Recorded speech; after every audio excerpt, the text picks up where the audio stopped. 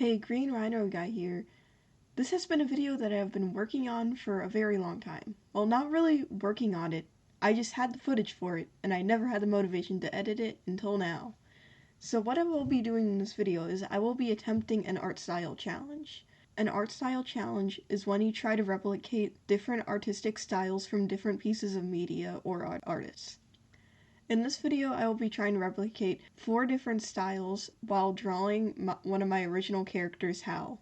The first art style I'm going to try to replicate is a Mario style, mainly the designs from the video games. What I immediately noticed while looking at Mario characters is that they are very round. Even the villain characters tend to have a lot of rounded shapes in them. So I decided to elaborate on the already kind of round shapes in Hal's design, and I toned down the spiky fur and ears a little bit.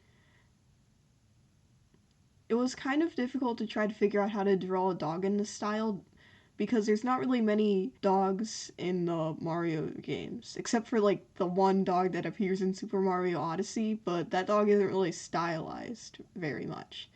However, I do think I drew something that kind of gives a Mario vibe in the end. I do think I could have probably replicated the style a little bit more. I feel like the shading was kind of flat in comparison to official Mario art, but I am quite satisfied with the end result. And here's the final product. The next style I'm going to try to be replicating is the Generation 1 Pokemon style, which is the watercolor style. I don't have a process video for this one because I did it traditionally with real watercolors. But what I observed was a lot of Generation 1 Pokemon are very simplistic, some of them just being kind of like animals with a fantasy name attached to them. So I didn't really feel the need to give Hal any kind of unrealistic or monster-like traits. I kept his bag because some Generation 1 Pokemon do have kind of clothing items on them, and I did kind of just overall kind of simplify his design. And for the watercolor, I just kept it simple. What I noticed is that for the highlights, there is just not watercolor there, so I just left some spots uncolored to kind of show a highlight. I do think I did represent the Generation 1 Pokemon style pretty well.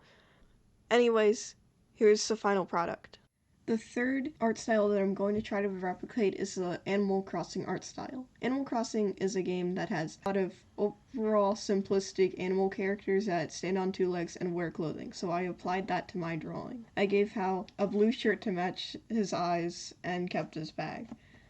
A lot of Animal Crossing characters tend to have very rounded out features, though sometimes pointy ears and fur are present. So I kept Hal's pointy fur and ears from his original design. Overall, I just rounded out his design and simplified it to basic shapes to replicate the Animal Crossing style. I think I did a pretty good job at replicating the Animal Crossing style and making my original character look like an Animal Crossing character.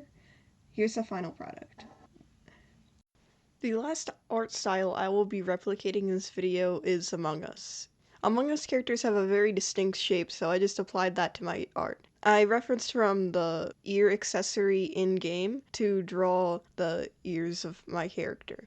I kept the bag because there are certain accessories in the game that are like clothing items, so I don't think an accessory like a bag would really go against the Among Us style. Other things I noticed were very thick lines and very rigid shading, so I kept those in my final design, and I think I did a pretty good job at replicating the Among Us art style. I apologize for doing Among Us, but I think I did a pretty good job at replicating this art style. So here's the final product. Anyways, thanks for watching. Let me know if you want to see more content like this. Bye for now, and remember, guy is a gender neutral term.